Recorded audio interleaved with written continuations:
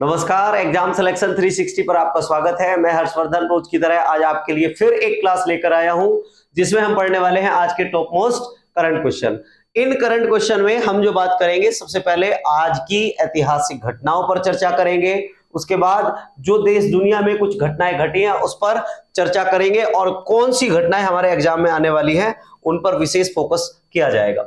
पहली घटना की अगर बात करें तो पहली घटना क्या है आपकी कि आज ही के दिन 1817 में सर सैयद अहमद खां का जो है जन्म हुआ था। सर सैयद अहमद खां आप जानते होंगे कि अलीगढ़ मुस्लिम यूनिवर्सिटी, जिसको पहले अलीगढ़ ओरिएंटल कॉलेज के नाम से जाना जाता था, इसकी इन्होंने क्या की थी, स्थापना की थी। आपको ध्यान रखना है कि सैयद अहमद खां को सर की उपाधि अंग्रेजों के द्वारा दी गई थी। इसके अलावा 1933 में बहुत दुनिया के प्रसिद्ध वैज्ञानिक जिनका नाम है अल्बर्ट आइंस्टीन ने क्या कर दिया था, नाजी देश जर्मनी छोड़ दिया था और वो अमेरिका चले गए थे। इसके बाद अगले क्वेश्चन पर आते हैं। तो अगला क्वेश्चन है आपका कि तीसरे नंबर पे मैंने लिखा है कि 1979 में मदर टेरेसा को आज ही के दिन शांति के लिए नोबेल पुरस्कार दिया गया था। शांति के लिए नोबेल पुरस्कार, इसके अलावा इनको भारत रत्न दिया गया है। इनको भारत की गटर की माता भी कहा जाता है। क्यों? क्योंकि इन्होंने सबसे ज्यादा जो हाशिए पर खड़ा हुआ वर्ग था, एससी और एसटी वर्ग, उसको जिसको कोई समाज का व्यक्ति छूना भी नहीं चाहता था, उस वर्ग के लिए इन्होंने क्या किया, बहुत काम किए और उनके स्वास्थ्य के लिए इन्होंने कुछ जो है अलग अलग संस्थाएं चलाई। तो ध्यान रखना है कि इनको जो है क्या दिया गया था, इनको शांति के लिए नोबेल पुरस्कार दिया गया था। 1993 में आज ही के दिन अंतरराष्ट्रीय निर्धनता उन्मूलन दिवस मनाने की घोषणा की गई थी। आपको पता होगा कि जितने हमारे जो सस्टेनेबल गोल है उन 17 में एक गोल आपका निर्धनता को भी खत्म करना है।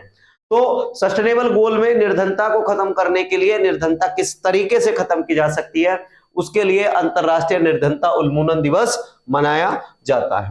पहला क्वेश्चन एकदम बेहतरीन क्वेश्चन है कि भारतीय संविधान की 75वीं वर्षगांठ के उपलक्ष्य में घोषित अभियान का नाम क्या है। दरअसल आपको पता होगा कि 1949 में हमारा संविधान बनकर तैयार हुआ था। इस संविधान को बनकर जब तैयार हुआ तो आप ध्यान रख रहे हैं कि 1949 से और अगर 2024 देखा जाए तो इस साल हमारे संविधान को बने हुए कितने साल, 75 साल हो रहे हैं। इस 75 साल पूरा होने पर केंद्रीय मंत्री किरण रिजिजू ने एक घोषणा की है कि भारत सरकार एक अभियान चलाएगी जिसका नाम क्या होगा, संविधान गौरव अभियान इसका नाम होगा। इस संविधान गौरव अभियान की अगर बात करें तो क्या होगा, इसका कहना कि गांव-गांव, शहर-शहर, कस्बे-कस्बे में जाकर लोगों को संविधान के बारे में क्या किया जाएगा, बताया जाएगा और ये उनको जानकारी दी जाएगी कि संविधान कैसे बना, संविधान सभा क्या थी, उसने तुम्हारे लिए क्या किया है, संविधान तुम्हारे लिए कैसे अधिकार देता है, समस्त संविधान की जानकारी जो है आपको दी जाएगी। इसके अलावा इसमें ध्यान रखना है इसका लक्ष्य क्या है। लक्ष्य मैंने आपको बता दिया है कि संविधान के बारे में देश में जागरूकता बढ़ाना। प्रबंधन इस कार्यक्रम का अगर आपसे पूछा जाए कि इस कार्यक्रम का प्रबंधन कौन करेगा तो केंद्रीय संस्कृति मंत्रालय के द्वारा इसका जो है क्या किया जाएगा, प्रबंधन किया जाएगा। केंद्रीय संस्कृति मंत्रालय बार बार जिस तरीके से पिछली बार जो है 75 साल पूरा होने पर क्या किया गया था कि हर घर तिरंगा अभियान बड़े लेवल पर चलाया गया था, इसी तरीके से अब की बार सरकार क्या चलाएगी कि संविधान गौरव अभियान चलाएगी। संविधान आपका 26 नवंबर 1949 को अपनाया गया था। पूर्ण रूप से अगर देखा जाए तो भारत का संविधान 26 जनवरी 1950 को लागू हुआ था। संविधान के बारे में बात करें तो संविधान दिवस हम शुरू से ही नहीं मनाते हुए आ रहे हैं। संविधान दिवस जो है हमने 2015 से मनाना शुरू किया है। संविधान को बनाने में जो सबसे प्रमुख भूमिका रही है वो रही है किसकी, प्रारूप समिति की। प्रारूप समिति के बारे में आप जानते ही हैं कि प्रारूप समिति आपकी एक 7 सदस्यीय समिति थी। उस प्रारूप समिति के अध्यक्ष अगर आपसे पूछा जाए तो इस प्रारूप समिति के अध्यक्ष डॉक्टर भीमराव अंबेडकर थे। भीमराव अंबेडकर की देखरेख में ही जो है संविधान बनाया गया है। इसके अलावा भीमराव को जो सलाह देने के लिए जो व्यक्ति थे उनका नाम क्या था, बीएन राव। बीएन राव जो है वो क्या करते थे, भीमराव अंबेडकर को सलाह देते थे और भीमराव अंबेडकर उस सलाह को इंप्लीमेंट करते थे कहां पर, संविधान सभा की प्रारूप समिति में। इसके अलावा आपसे पूछा जाए कि संविधान को बनने में कितना समय लगा, 2 वर्ष 11 माह और 18 दिन। का समय जो है संविधान को बनने में लगा है।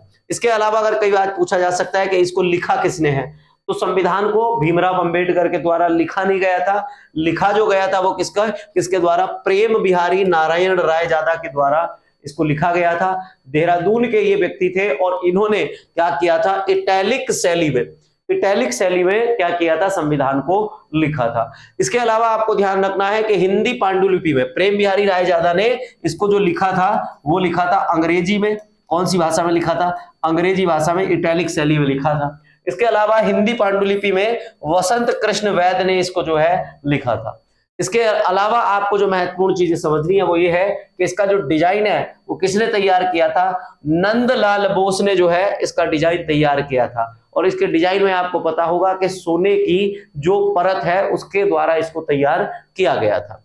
अगर संविधान की बात करें तो संविधान की जो कॉपी है उसको एक हीलियम गैस के चैम्बर में, किसके, हीलियम गैस के चैम्बर में क्या किया गया, हीलियम गैस के चैम्बर में रखा गया है।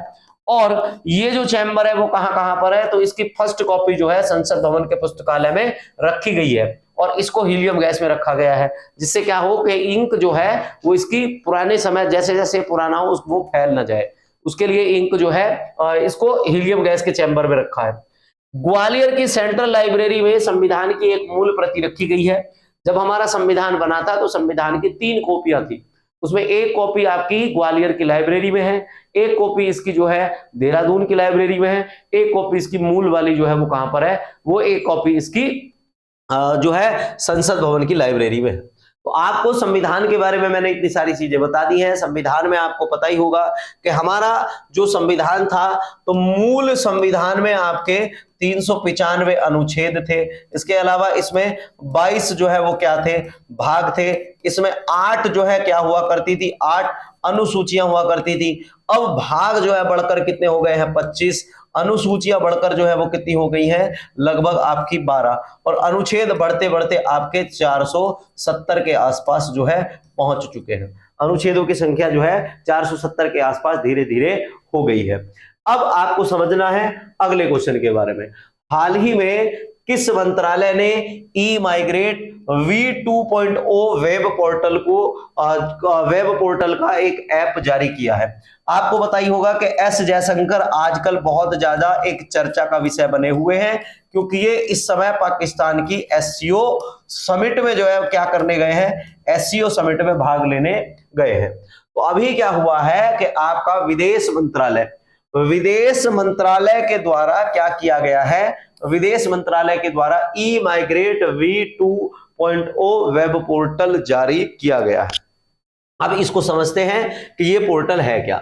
दरअसल हमारे जो विदेश मंत्री डॉक्टर एस जयशंकर है, इन्होंने दिल्ली में इस वेब पोर्टल का जो है उद्घाटन किया था। उद्घाटन करने के बाद ये पाकिस्तान चले गए। वहां पर जाने के बाद इन्होंने जो है अब एससीओ की समिट में भी भाग लिया और वहां ई माइग्रेट पोर्टल के बारे में भी लोगों को बताया। ये बताया कि भारतीय श्रमिकों के लिए सुरक्षित और कानूनी प्रवास को हम जो है बढ़ाने की कोशिश कर रहे हैं। कई बार ऐसा होता है कि भारत के जो लोग हैं जो दूसरे देशों में जाते हैं तो उनको कई बार अलग अलग तरह की समस्याओं का सामना करना पड़ता है, क्योंकि दूसरे देश में जाने से पहले चीजें कुछ और होती हैं, बताई कुछ और जाती हैं और वहां निकलती कुछ और हैं। उसके लिए जो है क्या होता है, फिर जो है जैसे कोई व्यक्ति है, एग्जाम्पल के रूप में मैं हूं, मुझे कहां जाना है, किसी देश में जाना है, मान लो रूस जाना है, तो रूस की समस्त जानकारी कहां मैं जाऊंगा उसकी समस्त जानकारी जो है वो इस पोर्टल पर मिल जाएगी कि वहां का खाना कैसा होगा, कल्चर कैसा होगा, कानून व्यवस्था कैसी है, उस सारी चीजों के बारे में वहां पर जानकारी मिल जाएगी। इसका उद्देश्य क्या है, उद्देश्य यह है कि संयुक्त राष्ट्र सतत विकास के लक्ष्य नंबर 10 के अनुरूप जो है इसको डिजाइन किया गया है और भारतीय प्रवासियों के अधिकारों और सम्मान की रक्षा करने के लिए ये जो है बनाया गया है। पासपोर्ट पोर्टल में इसके द्वारा जो है क्या की जाएगी, पासपोर्ट पोर्टल में इसके द्वारा सुधार करना है। हमारे देश में क्या है कि दुनिया के अन्य देशों के मुकाबले पासपोर्ट बनने में थोड़ा समय ज्यादा लगता है, तो इसका उद्देश्य ये भी है कि पासपोर्ट बनवाने के लिए जो लोग लंबे समय का इंतजार करते हैं अब उनको इतना लंबा समय का इंतजार ना करना पड़े, जल्दी ही उनको जो है क्या मिल जाए, पासपोर्ट मिल जाए। ये भी इसका जो है एक उद्देश्य है। अब आपको पूछा जाता है कई बार कि राष्ट्रीय प्रवासी दिवस कब मनाया जाएगा। आप 2003 से क्या करते हुए आ रहे हैं, 2003 से राष्ट्रीय प्रवासी दिवस जो है 9 जनवरी को मनाते हुए आ रहे हैं। इसका एक बड़ा कारण क्या है, इसका एक बड़ा कारण यह है कि आप अगर समझें तो महात्मा गांधी जो है 9 जनवरी को कहां से, साउथ अफ्रीका से भारत जो है इस तारीख में क्या हुए थे, वापिस आए थे। इस वजह से हम जो है 9 जनवरी को क्या मनाते हैं, इस वजह से 9 जनवरी को हम क्या मनाते हैं, एक राष्ट्रीय प्रवासी दिवस बनाते हैं। क्या बनाते हैं, इसको राष्ट्रीय प्रवासी दिवस मनाते हैं। अंतरराष्ट्रीय प्रवासी दिवस की अगर बात करें तो अंतरराष्ट्रीय प्रवासी दिवस 18 दिसंबर को मनाया जाएगा। यह भी कई बार पूछा जाता है कि अंतरराष्ट्रीय प्रवासी दिवस कब मनाया जाता है, तो अंतरराष्ट्रीय प्रवासी दिवस 18 दिसंबर को मनाया जाता है। अगले प्रश्न पर आते हैं। अगला प्रश्न क्या है, अगला प्रश्न यह है कि 5वें राष्ट्रीय जल पुरस्कार 2023 में किस राज्य को सर्वश्रेष्ठ जो है सर्वश्रेष्ठ राज्य का पुरस्कार मिला है। मतलब 2018 में भारत सरकार के द्वारा एक पुरस्कार स्थापित किया गया जिसका नाम था राष्ट्रीय जलीय पुरस्कार। अब राष्ट्रीय जल पुरस्कार की अगर बात करें तो इस साल सबसे अच्छा जो जल प्रबंधन किया है वो किसने किया है, 2023 के आधार पर उड़ीसा को जो है इसका जो है सबसे अच्छा राज्य माना गया है। उड़ीसा ने जो है इस साल जो है क्या किया है, सबसे अच्छा जल प्रबंधन किया है। इसके अलावा आपको पता ही होगा कि उड़ीसा को यह पुरस्कार मिला है, नई दिल्ली में इसकी घोषणा की गई है। उड़ीसा ने सर्वश्रेष्ठ राज्य का पहला पुरस्कार जीता। इसमें उत्तर प्रदेश को जो है वो क्या मिला है, दूसरा स्थान मिला है। इसको उत्तर प्रदेश को दूसरा, और इसमें गुजरात, पांडिचेरी संयुक्त रूप से तीसरे स्थान पर रहे हैं।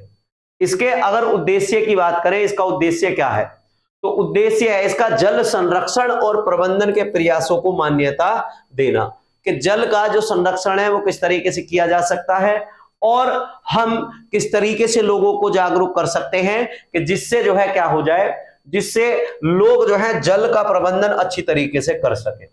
इसमें अगर देखा जाए तो कुल 38 जो है विजेताओं को शामिल किया गया है। 38 जो है श्रेणियों में ये पुरस्कार दिया गया है। इसमें केवल आपको ध्यान रखना है पहला, दूसरा और तीसरा।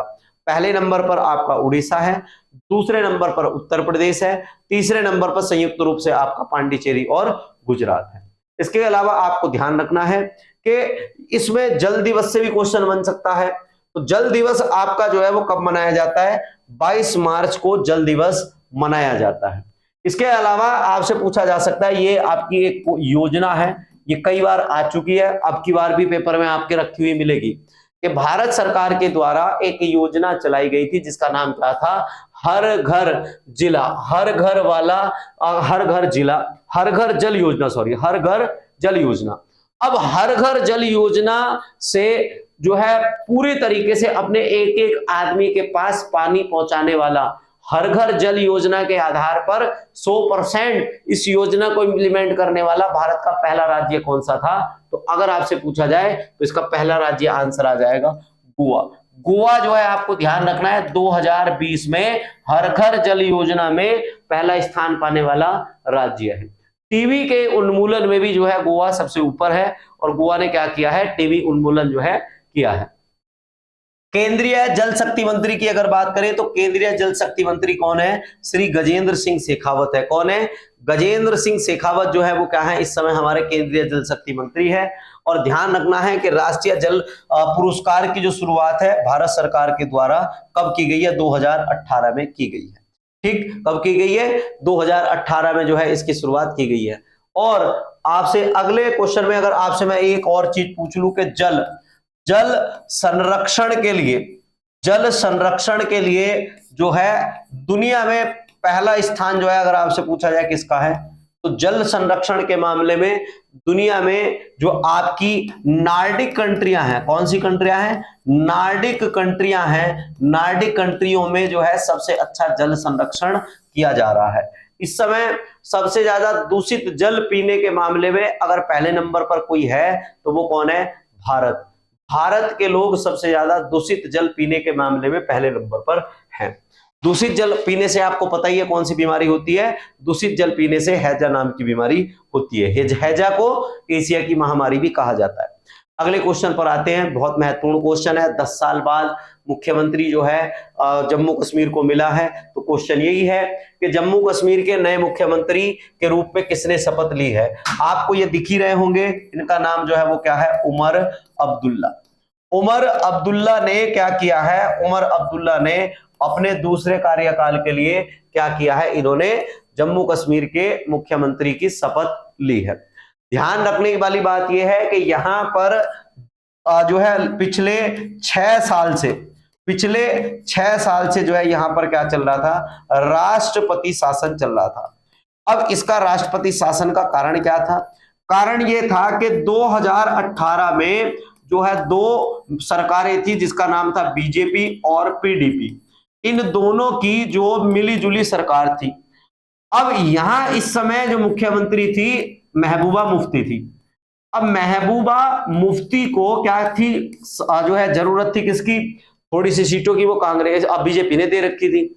बीजेपी ने अपना समर्थन वापस ले लिया, उसके बाद वहां सरकार गिर गई, वहां पर राज्यपाल शासन लग गया। उसके बाद 5 अगस्त 2019 को, ध्यान रखने वाली बात है, 5 अगस्त 2019 को क्या कर दिया गया, 5 अगस्त 2019 को इसे क्या कर दिया गया, यूटीएस का दर्जा दे दिया गया। उसके बाद से लगातार, आपको पता भी है, आपने पॉलिटी में पढ़ भी रखा है कि किसी भी राज्य में 3 साल से ज्यादा राज्यपाल शासन या राष्ट्रपति शासन नहीं लगाया जाता। उसके बाद यहां पर कानून व्यवस्था बहाल करने में सरकार के पसीने छूट गए, 3 साल और एक्स्ट्रा समय जो है मांगा गया। उसके बाद धीरे धीरे चीजें कंट्रोल में आई और अब की बार जो है चुनाव हुआ। उस चुनाव में कांग्रेस ने जो है और जो है उमर अब्दुल्ला ने मिलकर चुनाव लड़ा और इनकी जो है संयुक्त जो है सरकार बन गई। बात करते हैं और क्या हुआ है। नेशनल कॉन्फ्रेंस जो है उमर अब्दुल्ला की पार्टी का नाम है।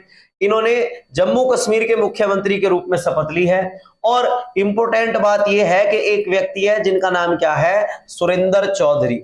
सुरेंद्र चौधरी को क्या बनाया गया है, जम्मू कश्मीर का उप मुख्यमंत्री बनाया गया है।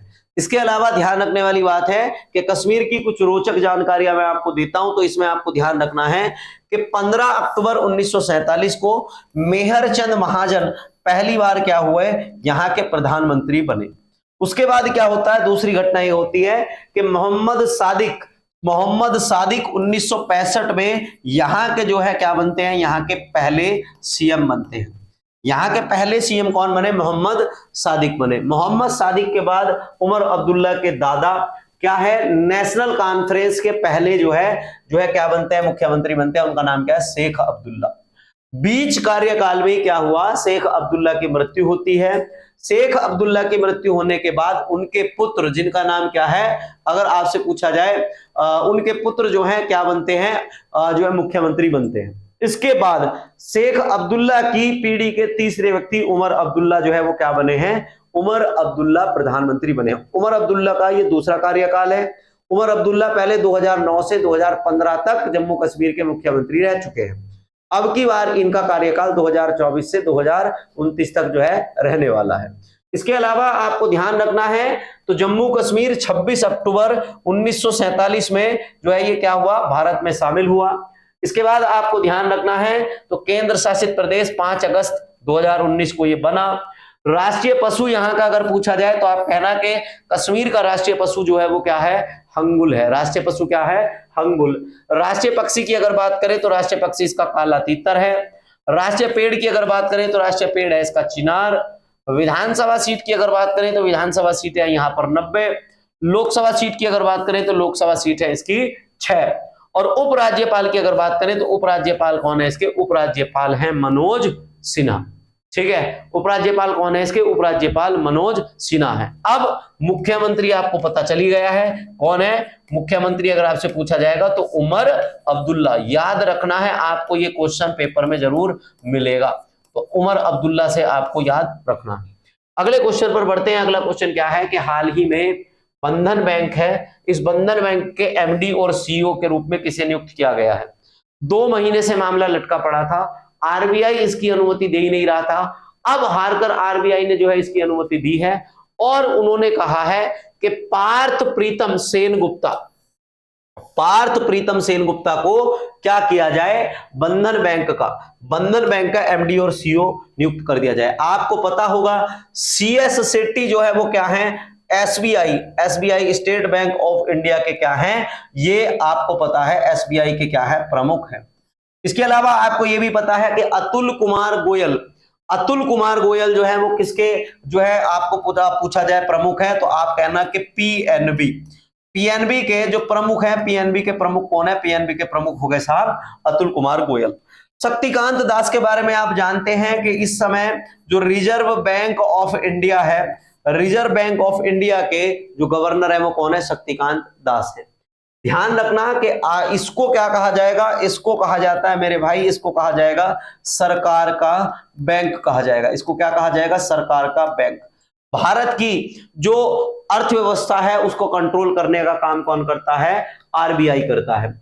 एसबीआई अगर कहा जाए तो भारत का जो है ये क्या है, सबसे बड़ा वाणिज्य बैंक जो है वो कौन सा है, सबसे बड़ा वाणिज्य बैंक कौन सा है, आपका है एसबीआई।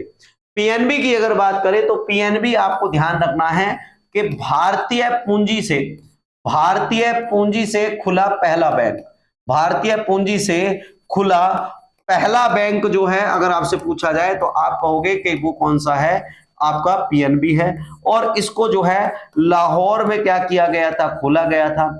अगर आपसे पूछा जाए कि किसके द्वारा इसको खोला गया था, पंजाब केसरी, आप जानते हैं कि पंजाब केसरी किसको कहा जाएगा, लाला लाजपत राय को। लाला लाजपत राय ने जो है इसको जो है क्या किया था, खोला था। इसके अलावा अगले कुछ क्वेश्चनों पर बात करते हैं। तो 3 साल तक जो है पार्थ का एमडीसीओ का कार्यकाल रहने वाला है। बंधन बैंक की स्थापना जो हुई है 2001 में हुई है। इसके बंधन बैंक के अगर आपसे पूछा जाए संस्थापक कौन है, तो चंद्रशेखर घोष बंधन बैंक के संस्थापक हैं। बंधन बैंक को बैंक के रूप में जो लाइसेंस मिला, इसको लाइसेंस मिला 2015 में, और 2015 से इसने बैंक के रूप में काम करना शुरू किया।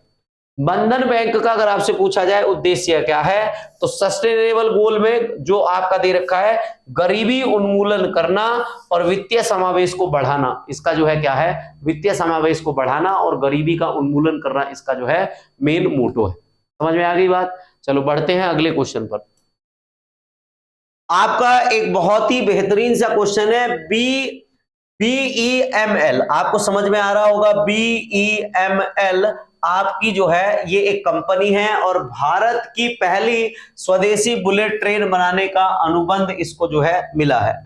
भारत की एक कंपनी है BEML, इसको जो है आपको अगर पूछा जाए तो इसको जो है किसके द्वारा, भारतीय रेलवे के द्वारा जो है उसका एक उपक्रम है जिसका नाम क्या है, इंटीग्रल कोच फैक्ट्री ने क्या किया है, BEML को, ध्यान रखना, BEML को क्या दिया है, अनुबंध दिया है कि आप हमें जो है 2 बुलेट ट्रेन जो है क्या करके दोगे, 2 बुलेट ट्रेन बनाकर दोगे।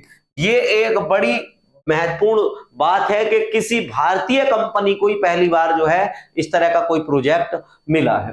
इसमें बात करते हैं BEML की, तो BEML आपको पता है भारत अर्थ मूवर्स लिमिटेड, इसकी क्या है, फुल फॉर्म है। भारत अर्थ मूवर्स लिमिटेड जो है ये क्या करती है, अगर आपसे देखा जाए तो ये भारत के लिए कुछ इस तरह के काम करती है, जैसे रेलवे, खनन, रक्षा क्षेत्र के लिए जो इंजीनियरिंग उत्पाद होते हैं, इन इंजीनियरिंग उत्पाद को बनाने का काम BEML करती है। ठीक, भारत की जो पहली बुलेट ट्रेन की अगर बात करें, भारत की पहली बुलेट ट्रेन परियोजना मुंबई अहमदाबाद के बीच चल रही है। इससे क्या होगा कि हाइपरलूप के द्वारा बुलेट ट्रेन चलाई जाएगी, जापान की एक टेक्नोलॉजी के द्वारा जिसका नाम है सिकान सेन तकनीक पर जो है भारत की पहली बुलेट ट्रेन जो है बनाई जा रही है। ध्यान रखने वाली बात यह है कि भारत की जो पहली बुलेट ट्रेन चलेगी उसकी गति कितनी होने वाली है, 320 किलोमीटर पर आवर के हिसाब से वो चलेगी। दुनिया में सबसे पहले जो बुलेट ट्रेन चलाई थी वो जापान ने चलाई थी। किसने, जापान ने चलाई थी, और उसकी पहली बुलेट ट्रेन का नाम क्या था, शिकानसेन। उस टेक्निक पर जो है पहली दुनिया में बुलेट ट्रेन चली। वर्तमान में अगर आपसे देखा जाए तो सबसे तेज बुलेट ट्रेन जो है वो चीन में है, और चीन की संघाई मैंगलेव को क्या कहा जाता है, सबसे तेज बुलेट ट्रेन इसको कहा जाता है। इसके अलावा थोड़े और प्रश्नों पर चलते हैं।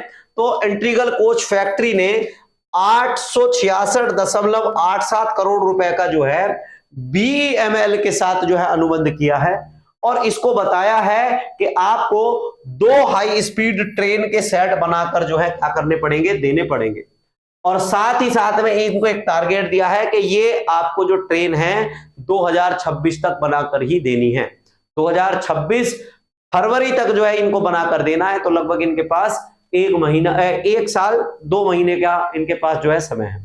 आपको यह भी ध्यान रखना है कि जितनी जो ये ट्रेन चलेगी, इस ट्रेन का जो वजन होगा, उस ट्रेन जो वर्तमान की ट्रेन है उससे लगभग आधा करने का जो है प्रयास किया जाएगा, जिससे ईंधन की जो है खपत क्या हो, कम हो, और जो है इसकी गति जो है ज्यादा रहे।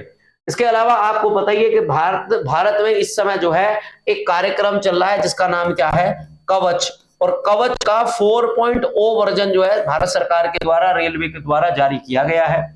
और कवच का काम क्या है कि जो रेल दुर्घटना होने वाली है, उन रेल दुर्घटनाओं को कम करने के लिए कवच कार्यक्रम को चलाया जा रहा है। ठीक है, रेलवे, चलो आप ये बताओ मुझे कि रेलवे मंत्री कौन है? कौन बालक जो है कमेंट में बताएगा कि भारत का वर्तमान रेल मंत्री और रेल का जो सीईओ है, रेलवे सीईओ कौन है? मैं इतना हिंट भी दे रहा हूं, अभी अब की बार जो रेलवे के सीईओ बने हैं वो भारत के पहले दलित रेलवे सीईओ बने हैं। अगर आपसे पूछा जाए अगला क्वेश्चन कि केरल विधानसभा ने किसके खिलाफ प्रस्ताव पारित किया है, तो केरल की विधानसभा ने क्या किया है, आज एक प्रस्ताव पारित किया है, और उसने क्या किया है कि 1 नेशन 1 इलेक्शन और वक्फ बोर्ड संशोधन विधेयक दोनों के लिए एक प्रस्ताव जो है पारित किया है।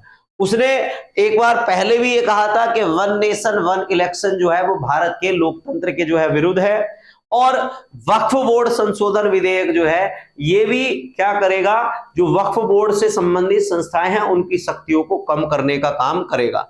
दोनों पक्ष बड़ी मजबूती से इस पर बहस कर रहे हैं। दोनों चीजों को मैं आपको समझाता हूं कि क्या मसला है। इसमें आपको ध्यान रखना है कि अक्टूबर 2024 में केरल ने पहले एक राष्ट्र एक चुनाव के प्रस्ताव का विरोध किया, फिर जो है इसने अपने एक और केंद्र सरकार के वक्फ बोर्ड संशोधन विधेयक को वापस लेने के लिए जोर दिया है। वक्फ बोर्ड, आपको पता पूछा जाए तो 1954 में वक्फ बोर्ड की स्थापना की गई थी।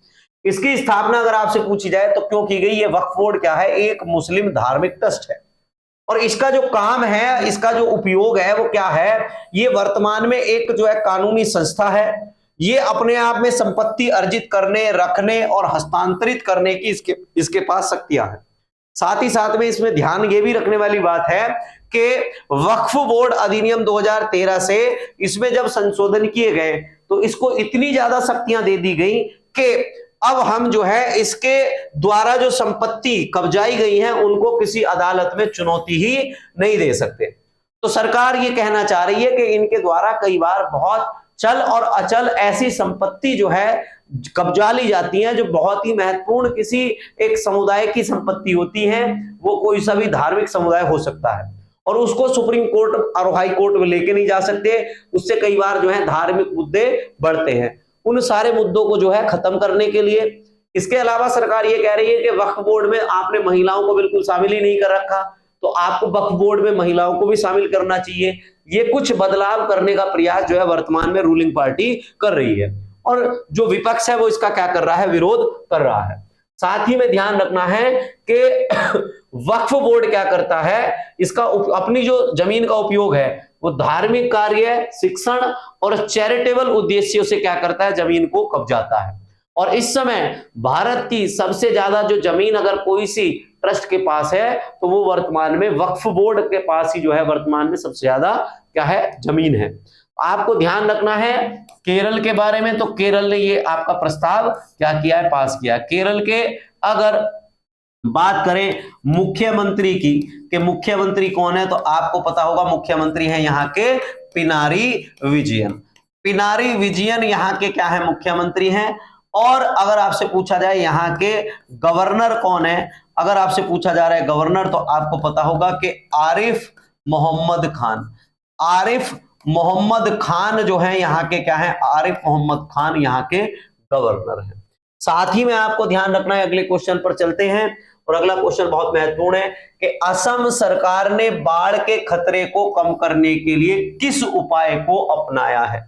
असम सरकार दरअसल क्या कर रही है, दरअसल मैं पूरी आपको कहानी बताता हूं। 2017 से 2017 में जो हुआ कि चीन ने 2017 में चीन ने क्या किया, 3 बांध बनाए। एक बांध का नाम था जोग, एक का नाम था जिमाचा और एक का नाम क्या था, एक का नाम हुआ करता था जांगबू। इन 3 बांध को जो है, यहां पर एक नदी बहती है भारत और चीन के बीच जिसका नाम क्या है, ब्रह्मपुत्र। इस नदी पर ये 3 बांध बना दिए और इन 3 बांध से नदी का पानी काफी मात्रा में रोक लिया। उसके बाद वो कई बार क्या करता है, ब्रह्मपुत्र नदी का जो पानी है उसका वो वाटर बॉम्ब की तरह जो है वो क्या करता है, प्रयोग करता है, जिससे क्या होता है, असम में बड़े लेवल पर इससे जो है क्या आ जाती है, बाढ़ आ जाती है।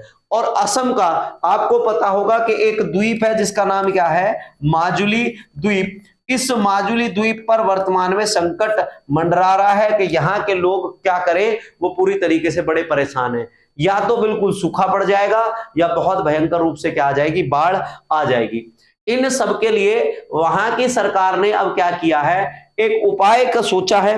और उन्होंने उपाय ये सोचा है कि यहां पर क्या कर दिया जाए, 129 जो वेटलैंड आर्द्र भूमि जो है उनका क्या कर दिया जाए, पुनर्जीवन कर दिया जाए। अगर उन वेटलैंड को क्या कर दिया जाएगा, एक्टिव कर दिया जाएगा, तो यहां पर आने वाली जो बाढ़ होगी उसको क्या है, कंट्रोल किया जा सकता है। जरा समझते हैं क्या होता है आपका वेटलैंड, आपको समझाता हूं मैं। तो वेटलैंड जो है, आप अगर समझे तो ये एक प्रकार के स्पंज की तरह काम करेगा। जैसे आप जो है सेविंग कराने जाते हैं कई बार, तो स्पंज का प्रयोग जो है नाई करेगा, तो वो क्या करता है, पानी सोखने के लिए स्पंज का प्रयोग करेगा। अब वो स्पंज जब पानी सोख लेगा, तो अब जब आप चाहोगे उसको भींच कर पानी निकालना, तभी तो वो थोड़ा थोड़ा पानी निकालेगा। सेम इसी तरीके से क्या करता है आपका जो वेटलैंड है, वो ये काम करता है कि एक साथ जो पानी आएगा उसको जो है वो क्या कर लेगा, एकदम एब्जॉर्ब कर लेगा। और एब्जॉर्ब करने के बाद इसको धीरे धीरे क्या करेगा, वो छोड़ेगा। तो कई बार पूछा जाएगा कि भारत जो आपकी वेटलैंड है इनको क्या कहा जाएगा, इनको कई बार कहा जाता है तो इनको पृथ्वी का क्या कहा जाएगा, पृथ्वी का स्पंज भी कहा जाता है। साथ ही में ध्यान रखने वाली बात यह है कि ये बाढ़ के पानी के प्रभाव को क्या कर देगा, कम कर देगा। भारत में अगर मैं आज की बात करूं तो आज आप जो सुन रहे हैं मुझे, आपका 2024 अक्टूबर में अगर आपसे पूछा जाए तो 2024 अक्टूबर तक भारत में 85 जो है वो क्या है, रामसर साइट है। कितनी, 85 रामसर साइट है। भारत में सबसे पहली रामसर साइट जो है वो कब बनी, कौन सी बनी थी, चिल्का झील। रामसर कॉन्वेक्शन के बारे में मैं आपको बता देता हूं कि रामसर जो है आपका एक ईरान का क्या है, ईरान का एक जो है शहर है। और पूरी दुनिया के जो लोग हैं, यहां पर क्या हुआ, 1970 के दशक में एक बार मीटिंग करने के लिए बैठे कि पूरी दुनिया को विचार करना चाहिए कि हमें जो पूरी तरीके से जो वेटलैंड एरिया है उनका संरक्षण करना पड़ेगा। अगर हम उनका संरक्षण नहीं करेंगे तो क्या होगा, पूरी तरीके से दुनिया से क्या हो जाएंगी, जो बहुत सारी प्रजातियां हैं वो विलुप्त हो जाएंगी। उनको बचाने के लिए रामसर साइटों की घोषणा की गई। भारत में सबसे पहले चिल्का झील को रामसर साइट घोषित किया गया।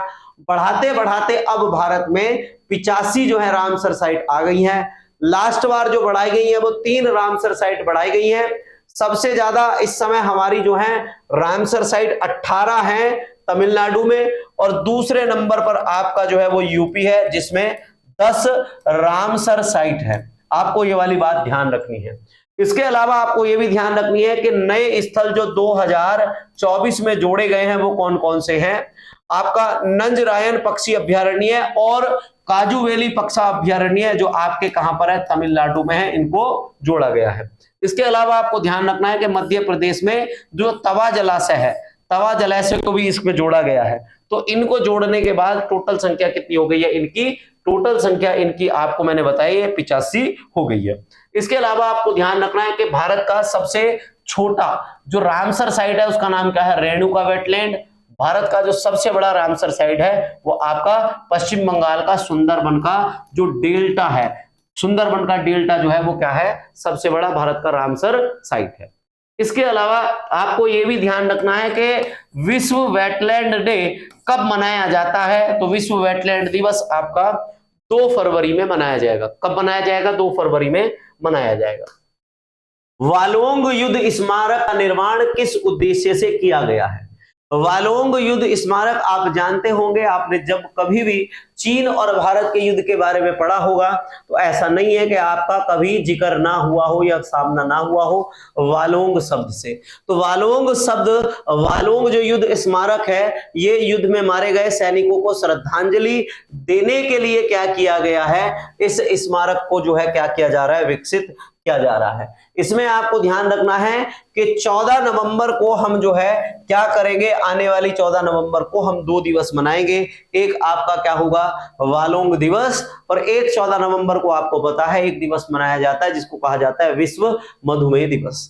इसके अलावा आपको ध्यान रखना है, तो ध्यान ये रखना है कि 17 अक्टूबर से 14 नवंबर तक भारत में 1 महीने के आसपास तक जो है इसके कुछ कार्यक्रमों को चलाया जाएगा।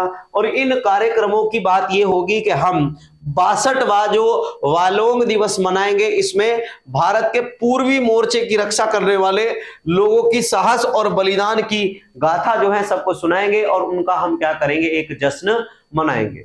इसके अलावा आपको ध्यान रखना है इसमें क्या होगा, इसमें कुछ साहसिक खेलों का भी आयोजन किया जाएगा। और वो जो साहसिक खेल होंगे उसमें क्या होगा, व्हाइट वाटर राफ्टिंग होगी। वाटर राफ्टिंग आपने सुना ही होगा, देखा होगा कि वाटर राफ्टिंग क्या है कि नदी में जो बहुत ऊंची ऊंची लहरें होती हैं उसमें एक छोटी नाव जो है छोड़ दी जाती है, उसमें बैठकर राफ्टिंग की जाएगी। मोटरसाइकिलिंग रैली निकाली जाएगी, साइकिलिंग रैली निकाली जाएगी, और हाफ मैराथन जो है इसका भी आयोजन किया जाएगा। ये सारे आयोजन 1 महीने तक अलग अलग जगह पर अलग अलग राज्यों में किए जाएंगे। और सभी राज्यों में क्या होगा, वालोंग जो युद्ध घटना है उसके बारे में पूरी हम जो है चर्चा करेंगे, और देश के जो बलिदान देने वाले जो ऐसे योद्धा रहे हैं जिनके बारे में लोग नहीं जानते, उन सभी को जो है लोगों से अवगत कराया जाएगा। अगले और लास्ट क्वेश्चन पर आते हैं। तो किस केंद्रीय मंत्री ने विशाखापत्तनम में कौशल प्रशिक्षण संस्थान का उद्घाटन किया है? यूपी वाले तो विशेषकर इनको बहुत अच्छी तरीके से जानते ही हैं कि ये कौन है, जयंत चौधरी।